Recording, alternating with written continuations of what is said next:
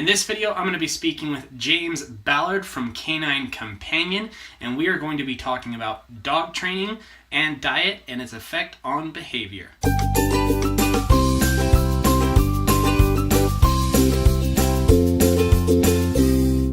What's up, everybody? Scott the Dog Dad here from DogDadOfficial.com, and I am here, like you already heard in the opening to the video, with James Ballard, dog trainer and entrepreneur. And here today, we're going to talk a little bit about James and the effects of diet on dog behavior. So what's going on, James? How are you today? I'm good. I'm happy to be here, Scott. How are you? I am doing awesome. It's a nice Saturday. Woke up to one of the first big snows of the year, so that was fun. Got to start the morning with some exercise, shoveling. Today was 45 and the last of the snow melted today here. Well, there you go. Complete and total opposite. Yeah. And you are basically, am I wrong? You're basically on the job right now, right? I am taking care of some clients' dogs for the next couple days while they travel to their sick dad. He's in the hospital right now. Awesome. I'm sure that they are glad to have you there. So let's jump into, basically, everybody, I've got a list of questions that I want to ask James. So if you see me looking over, that's exactly what I'm doing. I am looking right at a list because I want to stay on track here. So first off, James, what I want to know is just a little bit, just your basic background. You know, who is James? Where is James from? How did dogs come into your life initially? Not necessarily with business or anything, but, you know, when did dogs come into your life? That kind of thing. Everybody, my name is James, and I currently live in Asheville, North Carolina. I've been here 4 years, and I've owned Canine Companion here for 3 of those. Well, I guess officially I started when lost my train of thought. Can we back up? You're good. You just keep on going, man. Okay. So dogs originally came into my life when I was a kid. You know, my family has always had dogs. One of my earliest memories was being 4 years old and pulling a dog's tail after my mom told me to leave her alone and getting bit in the face. So lesson learned really early on. It was, and my mom explained to me that it was my fault. So I never had that fear, but once you've been bit, you learn how to not get bit. Yeah, I totally understand. Shortly after that incident, the dog ended up passing away. She was 17, and for the next 6 years, I begged my mom to get me my own dog. Oh. And finally, she did, and I got a yellow lab. I wanted a dog like my brother had. He had 2 labs at the time. And Rocky lived a good life. He ended up dying at 7 of cancer, and he ate Iams his whole life. Viewers can draw their own conclusions about what that means. I don't think any of our viewers on this channel are going to be surprised to hear that news. It's unfortunate that the dog passed, of course, but I don't think any of us are surprised. Yeah. And I ended up going to college in Virginia, and I have a degree in psychology. I worked with dogs and did pet sitting and worked at a dog daycare through college, you know. And I ended up sticking your get through college job. Yeah, I had some help from the government. My dad passed away while he was on the job, but I did have to work a little bit, and that was what I found. Sorry to hear that. And thank you. And I just kind of stuck with it after college. I decided not to pursue grad school, and I just kept working with dogs. After that, the lady who owned that daycare was an agility trainer. And that caught my eye a little bit. And I would just chat with the trainers and get to know them. And then through the other dog walking and pet sitting jobs, I transferred to another company that exclusively did like large pack walks and outdoor exercise for dogs, like big hiking and even group hikes with humans and their dogs. So we'd have like 25 people and their dogs, you know, hitting the trails in Richmond, Virginia. It's crazy. And I mean, it just kind of steamrolled into me moving up the ladder in that company and realizing, man, I could do this myself. So I picked Asheville and I moved here, and I built Canine Companion up from the ground here. Awesome. So you mentioned your company's name a couple of times now, and let's hear about exactly what Canine Companion does, what Canine Companion provides. What do you do exactly for your business? Our major selling point is that we are a canine social experience. So I offer pack walks, and I always bring my dog City. So a lot of our clients have been kicked out of dog daycare. Their owners are afraid to take their dog to that sort of situation, where they don't want to do dog parks, but they're like, my dog needs a dog friend. and so that's where City comes in. City has almost the perfect temperament to not threaten most reactive dogs, and I walk her with dogs who their owners say he's never been this way around another dog. That's awesome. And that's sort of evolved into group experiences and group outings, to the dog-friendly breweries and parks around town, and to group hikes here in Asheville, because we're surrounded by mountains. And the two programs and services are called Asheville by Paw, and then we have Tails to the Trail. Yep. I knocked you over, Scott. You're good. And that's our most popular service is Asheville by Paw, because people they love that pack walk, and they love the consistency and the exercise that it gives their pet. Okay. So you're saying that beforehand you're working for other companies, and you come to this point where you're like, maybe I can do this for myself. Like, what made you get to that point where, basically that entrepreneur mindset? When did you go for why this? Tell us the story of when you just went, okay, I'm getting into this business. I'm going to do this thing. Honestly, I didn't have another choice. The company I worked for in Richmond, we originally had an agreement where I was going to franchise them somewhere. Oh. And we came to a disagreement over money. Surprise, right? Money gets in the middle of things. I was like, I could stay here and keep working for him, or I could just take this risk. I already have a lease in Asheville and just dive. So I dove. I did work as a veterinary assistant for over a year while I built up my client base. And I also feel like that just added to my tool belt. I've worked with trainers. I've been trained by, there's a company in Richmond called Two Speak Dog, and those trainers and behaviorists train all of Canine Adventures employees. Gotcha. So with that, and then the veterinary assistance work, I just felt it gave me a good backbone to help other pet owners improve their pets' lives. Love it. So specifically, why behavior and training? Why the both of them? Why not just one or the other? Why behavior and training? Personally, I think you need both. And a lot of people, they don't understand why their dog does the things that it does. Mm-hmm. If you come to me and you say, well, I want an obedient dog, and it's like, well, why do you think your dog is disobedient? There's multi-levels of personality to problems. If a dog isn't listening to you, we need to talk about why, or if they're getting into the trash, or if there's aggression issues, or whatever it is. It's not, there's no cookie cutter answer. Right. Kind of like, and some people don't necessarily want to fix the problem. They want to manage it.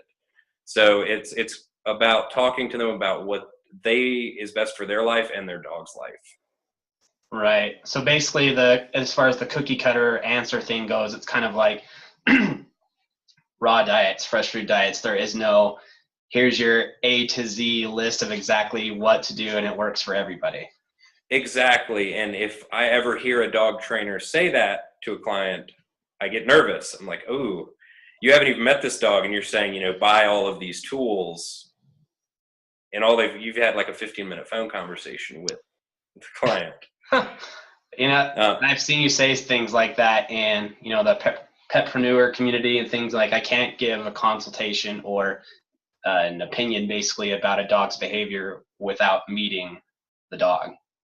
That is correct. One of the rules of that group is we do not talk about dog behavior, and we do not give advice through the group. Because you don't know the dog and can't observe the dog and can't come to a educated conclusion. And one of the things I learned in psychology is self-report is very skewed. Kind of like going on WebMD and diagnosing all your ills.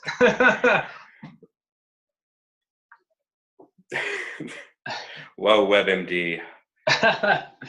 All right, so this is one I think that probably everywhere on the internet, in just about every kind of dog forum that you can get into, I'm sure that it comes up. It obviously comes up in raw feeding groups and fresh food groups and all that kind of stuff. I'm not really active in any other type of dog groups because managing a group with almost 13,000 people is busy enough and enough Facebook time for me. Right. The big question, do you think that a dog's diet affects their behavior? And if so, why? Yes. Now, like where we said I can't give you a cookie cutter answer on behavior, what I will say is how and when you feed your dog is a huge part of most behavior problems. And then as far as what you feed your dog, there is anecdotal evidence that high carb diets lead to hyperactivity and higher levels of stress, which can lead to other behavior problems. I actually polled some of the dog trainer groups that I am in if they include dietary change in their programs. And a fair number of dog trainers require that all dogs be on a high protein diet. Whether the dog is already on it or not, the owner needs to switch. If they're like on IMS, they'll need to switch to a Cana, at least, something like that. And is that something you do? I currently do not offer training programs. I offer services where I use my dog training experience to provide enrichment and socialization for dogs. Okay. And I know that we talked a little bit about this offline, and this is a tad bit off of our list here, but what are some things that you observed in your own dog? Because that's a situation where you have been able to, observe, do have an educated, opinion and experience on. What did you see in your own dog with, diet and behavior, the connection between the two? One of the big things that changed with City is her energy level. I noticed she was carrying more weight even when I was cutting back her dry food. It just she wasn't as cut as she is now, and her energy level was a lot lower. She'd sleep a lot more. Her skin was always dry. Maybe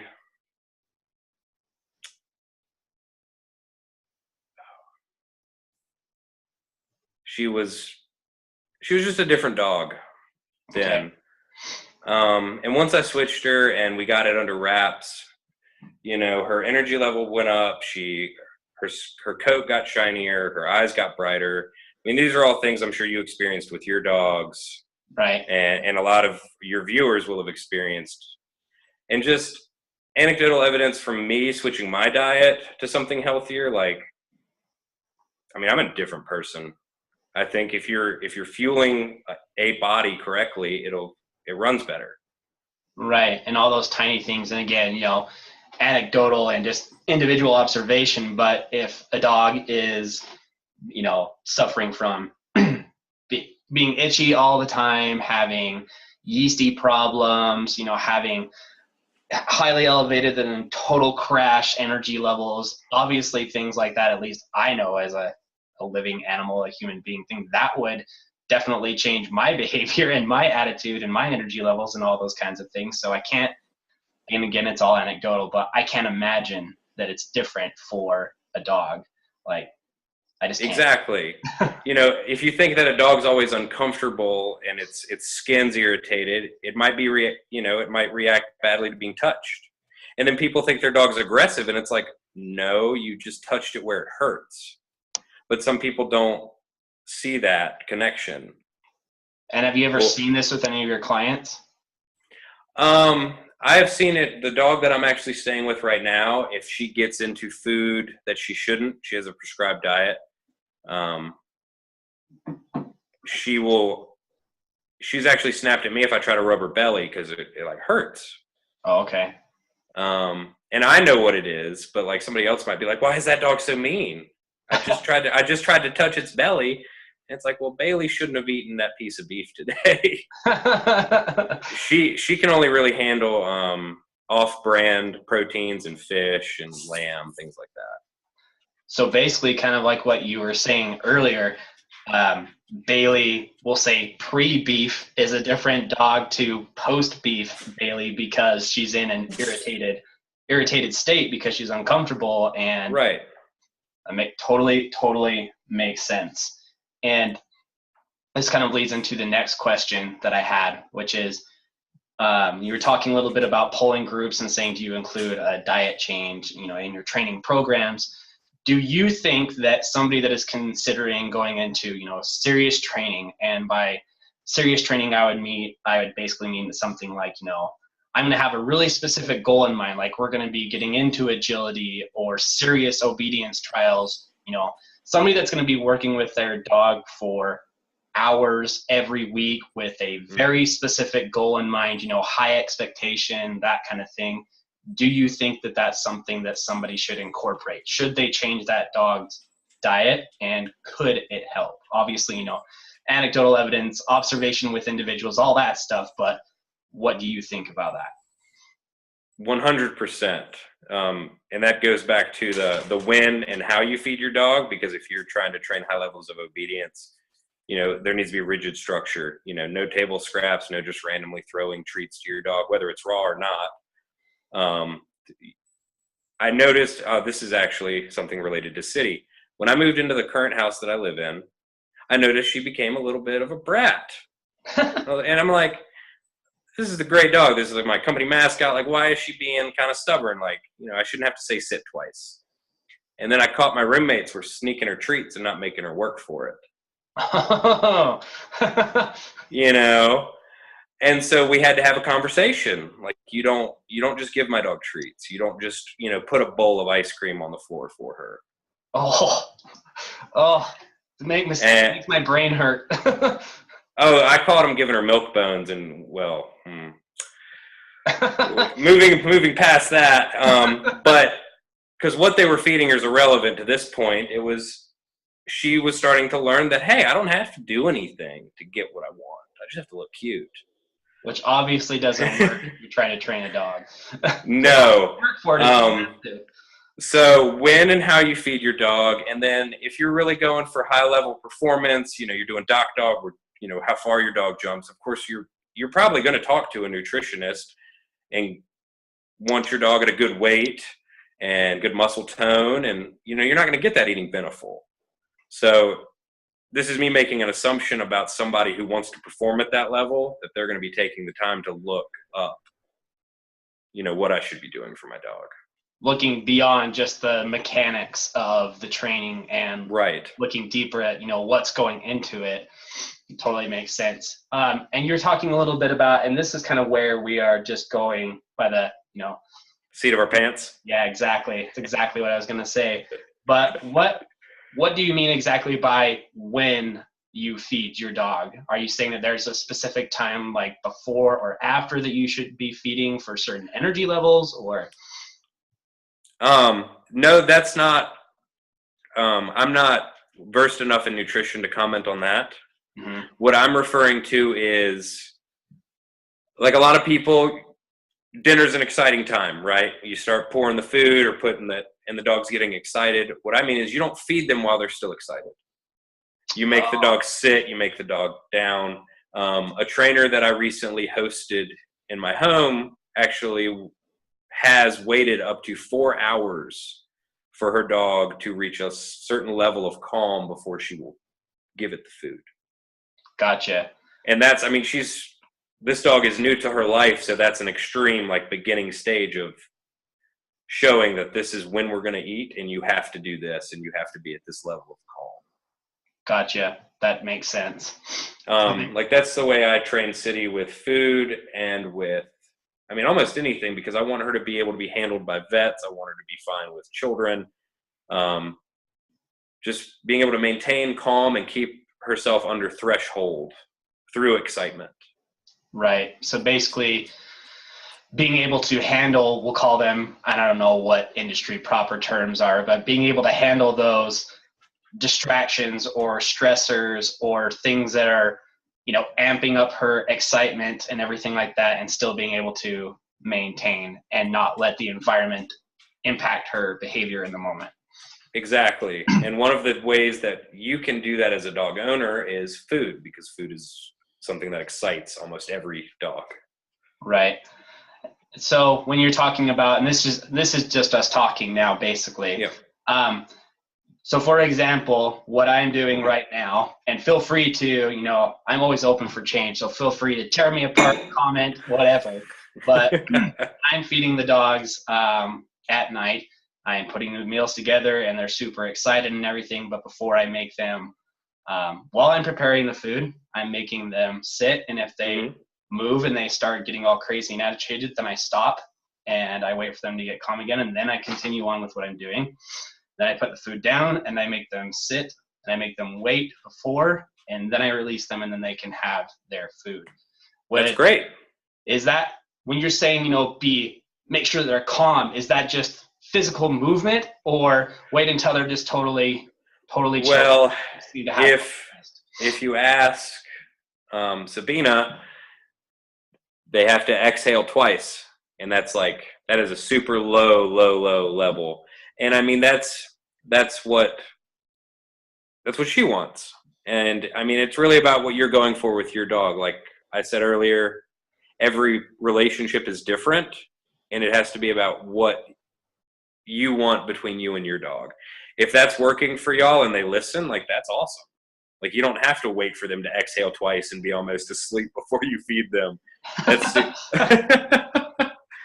think I would go crazy waiting for that. But, the person I'm speaking of works with military dogs and police dogs. So her level of on is a lot higher than, say, yours or mine. Right, because that's a much different, level of, we'll say, obedience or requirement. I mean, if that dog needs to out right now, or right, those kinds of things, because people get hurt. Or don't get, yeah, exactly. That totally makes sense. So just kind of closing out here, we'll call it final thoughts with James. Final. Jerry, what would you say to, we'll call them new trainers or anything like that, somebody that's looking to incorporate not just dog ownership, but dog training into their lives, and just some basic, I guess we'll say, opinions on what they should be at least looking into in regards to diet. If they really want to be serious, and I'm not saying, Schutz Hunt or whatever they're calling it now, or, training police dogs, but, if they just I want my dog to come when I ask them to. I want them to stay when I ask them to. Basic type stuff like that. What would you say to those people? Should they be, and I know we already talked about this a little bit, but how serious should they be about their diet? And should it be something they do right off the bat? What are your thoughts on that? Just closing thoughts on diet, behavior, training. Final thoughts. I would say diet, for what you just described, diet is not something that I would outright recommend. Mm-hmm. Now, if I show up and I see that the dog's highly irritated or hyperactive, I may recommend talking to their vet, just because there is a line of medical advice. And we do have holistic vets here in town, so I can, segue that way. And I mean, anyone who wants to get into training their dog, I think it's best to know your dog first, and then to have set goals in mind. Do you want to hike with your dog off leash? Do you want to be able to take your dog to the brewery with you and your friends on Friday night? What is it you want out of your relationship with your dog? Okay. So basically identify what it is that you're looking for in that relationship with your dog. And if the diet change is going to help with that, then do it. Exactly. Okay, perfect. So for those of you that are watching now and you're in Asheville, James, how can people get a hold of you? Where can they find you? website, however it is that you prefer to be contacted, where can people find James and Canine Companion?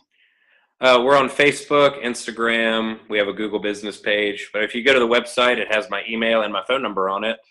Okay. And what's the email? Not the email, the website. www.caninecompanion.me. Perfect. All right, guys. Well, thank you so much for joining us. James, thank you for coming and talking a little bit about diet and behavior. It was very enlightening. I love it. I'm actually going to be publishing this video today, and James is going to be sharing it as well as myself. So thank you guys so much for coming. But most importantly, remember that you don't have to be perfect to be an amazing dog owner. You just have to do your best every day and try to improve as you go forward. Thanks, guys. Thank you. Done. We're still recording, but I'm going to edit this out. Okay. And not end meeting. I just want to stop recording. Thank you so much for watching, everybody. That is James Ballard from Canine Companion. Please make sure to check out the description below for all kinds of information about James and Canine Companion and for all kinds of raw feeding resources.